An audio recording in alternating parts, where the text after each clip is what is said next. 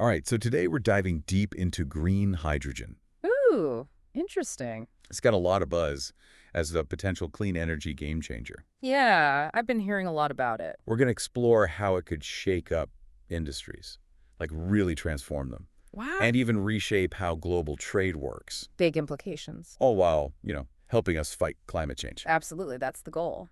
Our guides for this deep dive, we've got some great reports to work with. Okay, awesome. One from the Alliance for Industry Decarbonization. I've heard of them, yeah. We've got one from Avendus. Interesting. And then this really fascinating report on India's green hydrogen ambitions from Niti Aayog. That sounds cool. I'm excited to dig into that. Yeah, and just a fun little fact to kick us off.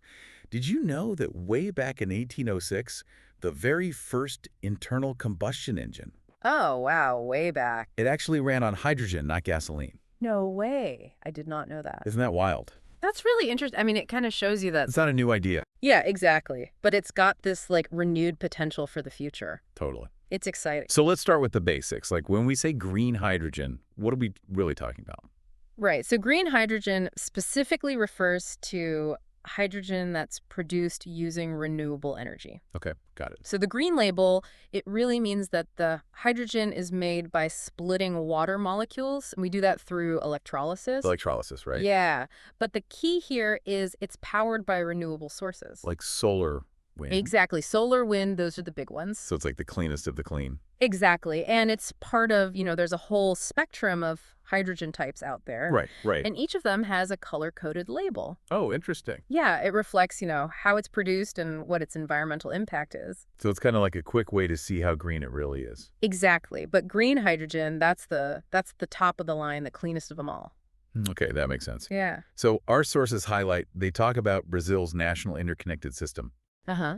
And they say it's kind of a success story Oh, because their grid is already powering green hydrogen production. that's awesome. But what about places where, the grid is still really reliant on fossil fuels? Yeah, that's a really important point to bring up because this color-coded system, while it's helpful, it's not actually universally adopted. Oh, interesting. And it doesn't always capture those nuances of regions that are still in that transition phase of moving over to renewable energy. Right, they're not there yet. Yeah, and in those cases, achieving truly green hydrogen production, it might take a bit longer. Yeah, it's going to be a process. Exactly, and that could potentially delay some of those large-scale projects that we're hoping to see.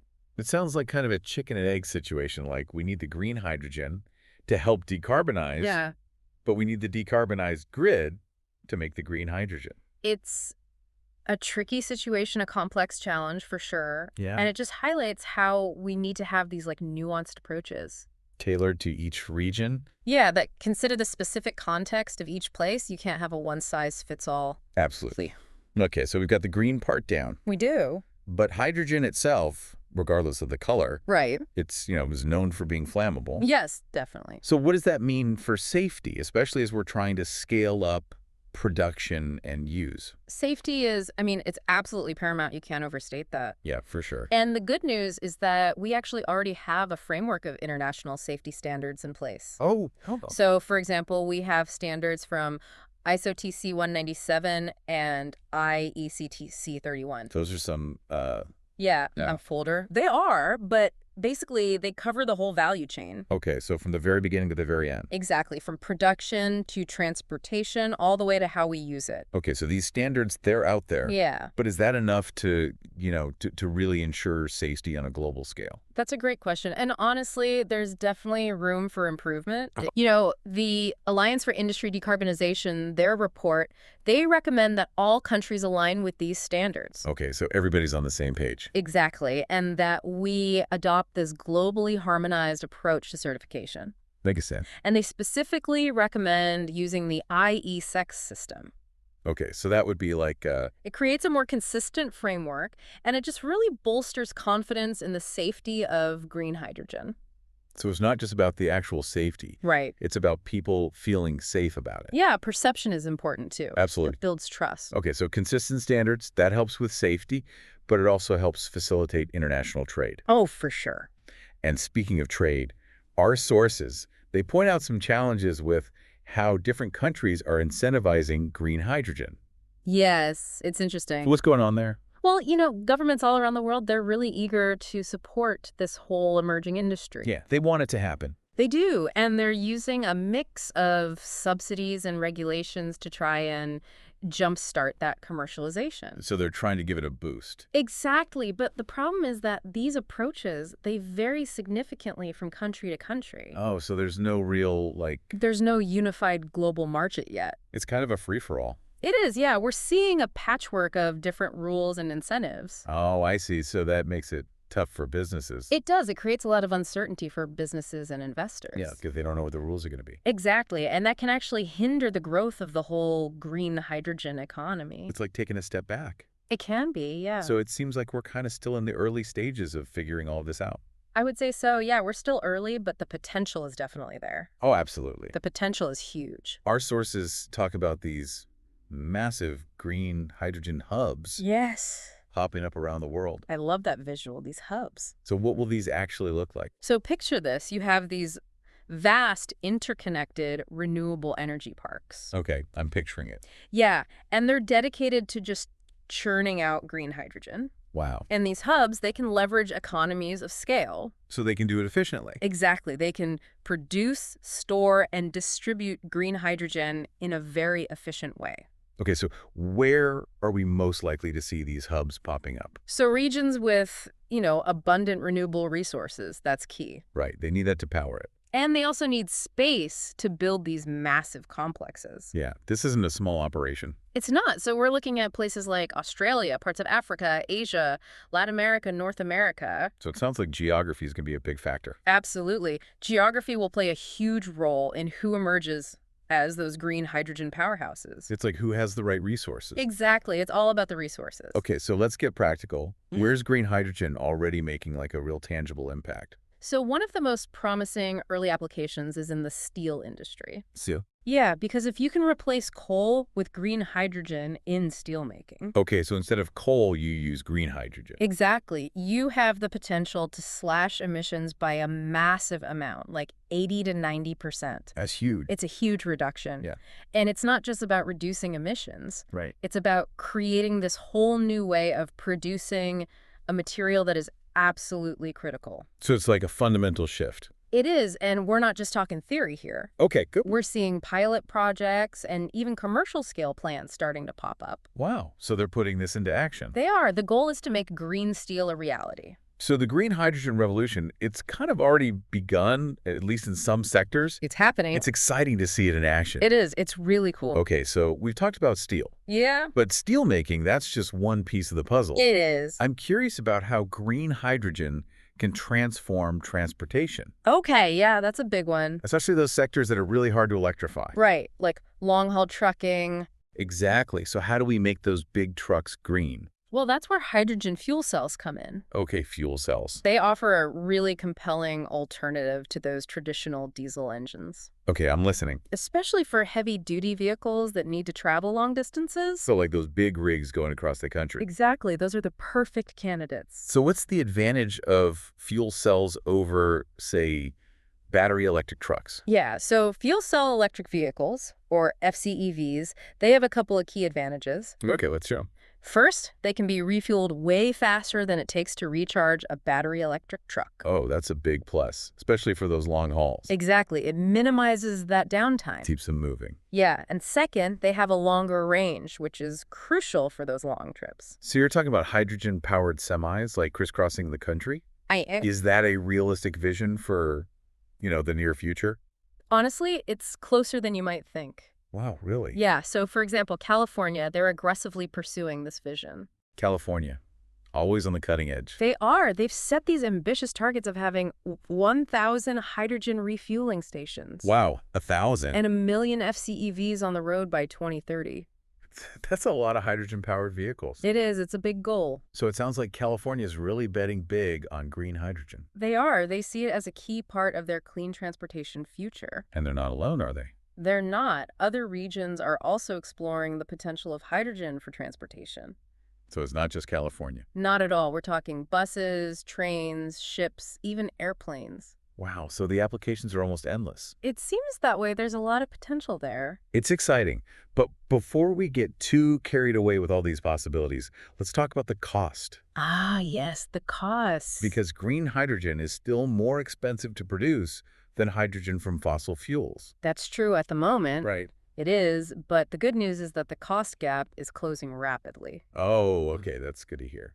Yeah, so technological advancements and those economies of scale we talked about. Right. The bigger you get, the cheaper it gets. Exactly. Those are driving down the cost of green hydrogen production. So it's getting more and more affordable. It is, and as demand increases, we can expect those costs to fall even further. So it's a snowball effect. It is. It's a positive feedback loop. Okay, that's good to hear. Yeah. Our sources from Avendus, they highlight the critical role of electrolyzers Oh, yeah. Electrolyzers are key. in bringing down costs, and these are the devices that use electricity to split water into hydrogen and oxygen. Exactly. That's their job. So they're kind of at the heart of the green hydrogen revolution. I would say so. Yeah, they're essential. So are all electrolyzers created equal? That's a good question. And actually, no, there are different types to consider. Okay, so break it down for me. What are the most common types? So the three main types you'll come across are alkaline electrolyzers, proton exchange, membrane electrolyzers, or PM electrolyzers, BM. and solid oxide electrolyzers. All right, so let's break those down one by one. Sure. What are the key characteristics of alkaline electrolyzers? So alkaline electrolyzers, they're the most mature technology. Okay. They've been around for decades, and they're known for being really reliable. So they're like the tried and true method? Exactly. And they have a relatively low manufacturing cost. So they're the dependable veterans of the electrolyzer world. I like that. That's a good way to put it. Okay, so what about PM electrolyzers? All right, so PM electrolyzers, they're newer to the scene. Okay, so they're the new kids on the block. They are, but they offer higher efficiency. Oh, okay, so they're more efficient, Yeah, and they can respond more quickly to fluctuations in the power supply. which is important when you're using renewable energy sources. Exactly, because solar and wind, they can be variable. Right, the sun's not always shining, the wind's not always blowing. Exactly, so PM electrolyzers, they're the agile newcomers. They can adapt. They can. Okay, and finally, we have solid oxide electrolyzers. Yes, solid oxide electrolyzers. These are the ones that are still kind of in development. They are. They're still early stage, but they have the potential for even higher efficiencies. So they're the up-and-comers. Yeah, you could say that they operate at very high temperatures, Oh, wow. which presents some challenges, Yeah, I bet. but it also offers some unique advantages. So it's like a trade-off. It is, yeah. There's always trade-offs. So it sounds like there's a lot of competition in the electrolyzer world, There is. It's a healthy competition, though. which is good for innovation. Exactly. It drives innovation and cost reduction. And ultimately, that's what we need We do. to make green hydrogen more competitive. Exactly. We need to make it competitive with those traditional methods. Okay, so speaking of competition, our sources mention that countries are investing heavily in green hydrogen technologies. Oh, absolutely. It's a hotbed of activity. So it's like a global race to become the leader. It is, yeah. Everyone wants to be at the forefront of this emergent industry. And they're putting their money where their mouth is. We're talking billions of dollars pouring into research, development, deployment. Wow, billions. Billions, all over the world. That's a lot of money. It is. It shows the level of commitment. The Avendus report highlights India's production-linked incentive schemes The PLI schemes, yeah. as a prime example of this investment trend. So can you explain how those work? Sure. So India's PLI schemes, they're designed to boost domestic production of both green hydrogen and electrolyzers. So they want to make it in India. Exactly. They want to build that industry within their own borders. Okay. And they're providing financial incentives to companies that manufacture these technologies in India. So it's like a reward for keeping it local. It is. The goal is to create this self-reliant green hydrogen ecosystem. So it's not just about being a producer, it's about being a producer and a manufacturer. Exactly. They want to have the whole package. Okay, so that's a strategic move. It is. They're thinking long-term. But government incentives, that's only part of the equation. What role does the private sector play in all of this? The private sector is crucial. We need them on board. Okay. And we are seeing companies across various industries. So not just energy companies. No, we're talking energy, manufacturing, transportation. They're all getting involved. They are. They're making significant investments in green hydrogen projects. So they're putting their money where their mouth is too. They are, and as the industry matures, we can expect to see more of those long-term offtake agreements. Those are the ones that guarantee they'll buy the hydrogen, Exactly. It provides that level of certainty. which makes investors happy. It does. It makes the whole industry more attractive. So those long-term contracts, they're like a signal that green hydrogen is here to stay. It's more than just hype. It's a viable business opportunity. And as demand grows, As demand grows, it drives innovation, economies of scale. it just keeps getting better. It does, and ultimately, it'll make green hydrogen even more cost competitive. So it's a win-win. It is. It's a win for the planet and a win for the economy. All right, so we've talked about the production side, the cost, the investment. Yeah. But what about the actual applications? Right. Where are we going to use all this green hydrogen? Exactly. So let's dive into that next. Let's do it. It's exciting to see it being used in different ways. Yeah, and it's not just steelmaking. Right. There are other industries that can benefit too. Absolutely. So like one that I'm really curious about is fertilizer production. Okay, yeah, fertilizer. How does green hydrogen play a role there? So green hydrogen can be used to make green ammonia, Green ammonia. Got it. and that acts as a key energy carrier. Energy carrier. And it's super important for fertilizer production. So it's like a key ingredient. It is, yeah. And using green ammonia, it can actually help stabilize those volatile urea prices. Oh, so it has economic benefits. Yeah, it's not just about the environment. It's about making fertilizer production more stable. Exactly, more reliable. And then another area where green hydrogen can make a difference is in power generation. Oh, yeah, power generation is a big one. So how does that work? So green hydrogen can be used in gas turbines and fuel cells. Okay, so it's like a fuel source. It is, and it can help with grid stability. Oh, that's important, Yeah, especially as we rely more and more on renewable energy. which can be intermittent. Exactly, so green hydrogen can help smooth out those fluctuations. And it reduces our reliance on fossil fuels. Absolutely, that's the ultimate goal. So it's like a cleaner way to generate power. It is, it's a win-win. And then there are all these other applications too, right? Oh yeah, the possibilities are pretty amazing. Like what else is out there? So we're talking about things like maritime shipping. Oh yeah, those big cargo ships. Exactly, they could be powered by green hydrogen. Wow, and what about aviation? Aviation is definitely exploring hydrogen as well. So maybe someday we'll be flying on hydrogen-powered planes. It's possible, the research is ongoing. That's exciting. It is, there's so much potential in this field. It really feels like green hydrogen could revolutionize so many industries. I think it could, yeah. It's a game changer. It's pretty amazing. It is. So we've covered a lot of ground here. We have. We've talked about the different ways green hydrogen is being used. The application. The potential benefits, the challenges. It's a complex topic. It is, but it's fascinating. It really is. And I think it's important to understand this technology Absolutely, it's the future. because it's going to play a big role in shaping our world. I agree. It's going to be a key part of the transition to a cleaner energy future. So as we wrap up this deep dive, Yeah. I want to leave our listeners with something to think about. Okay, I like it. You know, we've talked about all the potential of green hydrogen, Possibilities. but there are still some hurdles to overcome. Right. It's not a perfect solution. So the question is, how do we accelerate this green hydrogen revolution? That's the million-dollar question. How do we make it happen faster? And in a way that benefits everyone. Exactly. That's the key. It has to be equitable.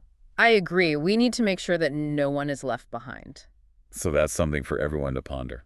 Yeah. Think about how you can be a part of this change. What role can you play in making this green hydrogen future a reality? It's going to take all of us working together. So let's get started. I'm ready. It's a really interesting time to be watching this industry. It feels like we're on the cusp of something big, like a real turning point. I agree. But like any new tech, I imagine there are some speed bumps along the way. Oh, definitely. There are always challenges. So what are some of the big ones, the things we need to figure out to really unlock green hydrogen's full potential? Well, one of the biggest hurdles is scaling up production. I mean, right now, green hydrogen production is tiny compared to the massive amount of hydrogen we're already making from fossil fuels. Yeah, it's like trying to catch up to a giant. It is. It's a classic case of needing to ramp up this new technology to compete with the old way of doing things. So how do we do that? How do we close that gap? We need to increase production exponentially if we want to make a real dent in global emissions. Yeah, it can't just be a drop in the bucket. Exactly. And that means we need a multi-pronged approach. Okay, so what are the prongs? What do we need to focus on? Well, first of all, we need to keep investing in research and development. But keep pushing the boundaries, keep innovating. Exactly. We need better electrolyzers, more efficient ones, cheaper ones. We need new ways to produce green hydrogen on a massive scale. So it's about constantly improving the technology. It is. Yeah, we can't just sit back and relax. We have to keep pushing forward. And what about government policies? Policies are huge. They can either help or hinder this whole process. So what kind of policies do we need to see? We need policies that create a level playing field, policies that encourage the private sector to invest, and policies that provide incentives for early adopters. So things like tax breaks, carbon pricing, maybe even mandates for certain industries to use green hydrogen. Exactly. We need to make green hydrogen the more attractive option, both economically and practically. So it's about sending a clear signal that this is the direction we're headed. Absolutely. And it's not just about production either. Right. We need to get that green hydrogen to where it needs to go. We do, and that means building out the infrastructure for transportation, storage, and distribution. That sounds like a massive undertaking. It is, but we've built massive infrastructure networks for fossil fuels over the last century, so we know it can be done. It's about shifting our priorities. Exactly. If we make green hydrogen a priority, we can build the infrastructure we need. And this is something that no single country can do on its own, right? No, this has to be a global effort. International cooperation is key. Absolutely. We need countries to work together, to harmonize standards, share best practices, and coordinate investments. So it's about breaking down those barriers and working together towards a common goal. It is. We're all in this together. Speaking of collaboration, our sources from Niti Aayog highlight India's ambition to become a global green hydrogen hub. Yeah, India's really stepping up. So what's their strategy? How are they planning to make this happen? Well, they've got a pretty comprehensive plan. They're focusing on policy support, infrastructure development, investment incentives, and technology partnerships. So they're covering all the bases. They are. They're looking at the entire value chain, from production to utilization, and they're thinking about both domestic use and exports. So they want to be a major player in the global green hydrogen market. They do. They see this as a huge opportunity, and they're leveraging their strengths, like their abundant renewable energy resources. Right, they've got a lot of sunshine.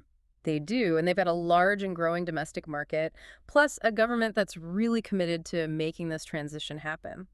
So they've got a lot going for them. They do, and their report also emphasizes the importance of international collaboration. So they're not trying to do this alone. No, they're open to partnerships, to sharing knowledge, coordinating investments, and creating a global market for green hydrogen. That's the spirit. It is. It's about working together to make this happen. Well, this has been an amazing deep dive. It has been fun. We've covered so much ground, from how green hydrogen is made to its impact on industries and trade. And the challenges we need to overcome. Exactly. It's a complex topic, but it's incredibly important. It's the future of energy. And one thing is clear. Green hydrogen has the power to change the world. It does. It can help us fight climate change and create a more sustainable future. And that's something worth striving for. Absolutely. So thanks for joining us on this deep dive into the world of green hydrogen. It's been a pleasure. We hope you learned a lot and are as excited about the possibilities as we are. We're on the cusp of something truly transformative. Let's make it happen. Let's do it.